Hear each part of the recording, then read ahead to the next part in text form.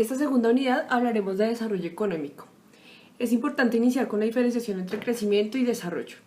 Para ello, citamos a Hegel, quien decía que a veces se distingue entre crecimiento económico y desarrollo económico, empleando la primera denominación para aludir simplemente al alza del ingreso per cápita y la segunda para referirse a la elevación del ingreso más los cambios en la estructura social y económica. Entonces, el crecimiento económico es definido como la capacidad de una economía para producir cada vez más bienes y servicios. Se puede expresar como una expansión de las posibilidades de producción de la economía, es decir, que la economía puede producir más de todo, o lo que es lo mismo, su frontera de posibilidades de producción se desplaza hacia afuera y tras aumento la economía puede producir más de todo.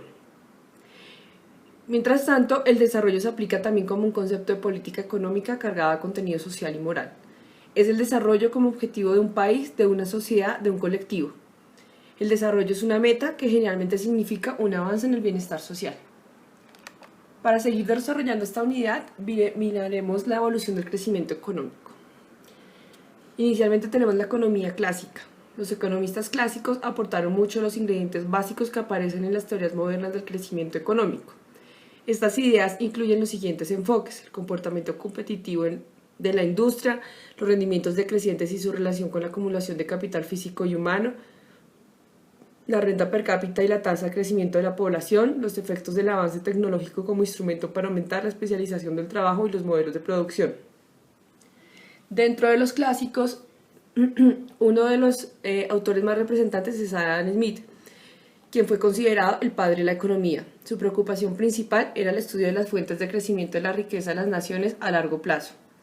El principal factor del crecimiento de la riqueza de un país para Adam Smith era el mejoramiento de la productividad del trabajo, la misma que dependía del grado de especialización y división social del trabajo. Para Smith, los individuos sirven a los intereses colectivos precisamente porque se guían por sus propios intereses. Esta idea del propio interés como fuerza motora del sistema económico sería después difundida bajo la imagen de la mano invisible del mercado. Otro de los autores importantes de los economistas clásicos es David Ricardo. Él desarrolló la teoría de la renta, de la distribución y de los efectos de sus cambios sobre el crecimiento, bajo el supuesto de rendimientos marginales decrecientes de la tierra. Además, consideraba que el límite al crecimiento lo constituía la presencia de una clase rentista improductiva, es decir, la clase terrateniente. En ausencia de cambios tecnológicos en la producción, esta clase podía conducir a la economía a una situación de estado estacionario, de ausencia de beneficios para el capitalista y por lo tanto de crecimiento económico o acumulación del capital. El propósito de los clásicos fue explicar la forma en la que el sistema económico de mercado resuelve los problemas de la producción, del consumo, de la distribución, del cambio técnico y de la organización de estos procesos y del crecimiento. Posteriormente, a finales del siglo XIX, aparecen los neoclásicos en el contexto de una economía capitalista mucho más desarrollada. En este periodo, los economistas se enfocan en las relaciones microeconómicas.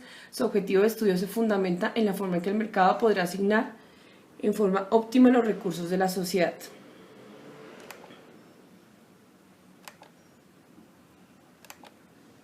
Dentro de los autores representativos de esta etapa está Robert Solow, quien explicó que el crecimiento económico estaba determinado por la acumulación de factores de producción, básicamente capitales, y a su vez la acumulación de capital se deriva del ahorro de la economía, definido como una proporción constante del ingreso. Posteriormente a esta teoría, muchos teóricos económicos intentaron comprobar y desvirtuar su modelo a través del estudio de crecimiento de las economías nacionales. Es así como, entre otros, Barrow y Sala y Martín explicaron a partir de su análisis que existen convergencias entre economías de países con características estructurales semejantes. Por otro lado, otros autores introdujeron al modelo de Solow la acumulación del capital humano, presentando que paralelamente a la acumulación del capital físico se gastaba una proporción fija de la renta en la inversión de este capital humano. El crecimiento económico no ha sido analizado únicamente desde la acumulación de capitales, también se ha estudiado desde la productividad, considerando como el concepto para describir una variedad de características que afectan la relación entre las entradas y las salidas de un proceso productivo. Y con más en esta perspectiva se ha reflexionado sobre la noción de la productividad total de los factores y su variación en la determinación del crecimiento económico de un país.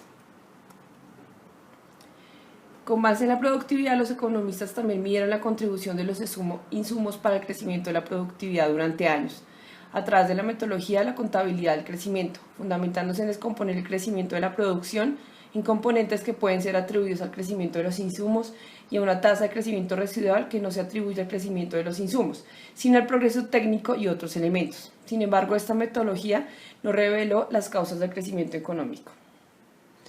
Otro autor destacado en estos neoclásicos y años posteriores fue Rostow, quien habló de las etapas del desarrollo. Él tenía una visión del desarrollo económico fundamentado en una sociedad tradicional, en unas condiciones previas al impulso inicial, el impulso inicial o despegue, la marcha hacia la madurez y la era del alto consumo masivo. Otras tendencias de la evolución del crecimiento económico es, por ejemplo, la teoría de la dependencia. Esta emergió en los años 60 a través del trabajo de la Comisión Económica para América Latina y el Caribe, la CEPAL, donde se fundamentaba que la pobreza existente entre los países del sur y el norte era resultado de condiciones históricas que siempre habían constituido el mercado global, donde predominaba el beneficio de los países del norte, que generalmente habían sido países colonizadores a costa del estado de pobreza de los países del sur, quienes generalmente eran territorios explotados. Posteriormente surge el neoliberalismo, que se fundamenta en la liberación en materia de economía, lo cual implica que los mercados sean totalmente abiertos, fomentando de este modo el libre comercio a partir de la regulación de los mercados. En esta misma tendencia está la globalización, que puede definirse como la fase que se encuentra el capitalismo a nivel mundial, hoy en día, que está caracterizada por la eliminación de las fronteras económicas que impiden la libre circulación de bienes y servicios y fundamentalmente de capitales. Esta globalización implica la intensificación de la competencia mundial por los mercados nacionales, el aumento del volumen en el valor del comercio mundial de bienes y servicios, la creciente parcialización del proceso productivo en economías, los crecientes flujos de migración internacional y la revolución de las tecnologías y el avance científico y tecnológico de las economías desarrolladas y las corporaciones transnacionales.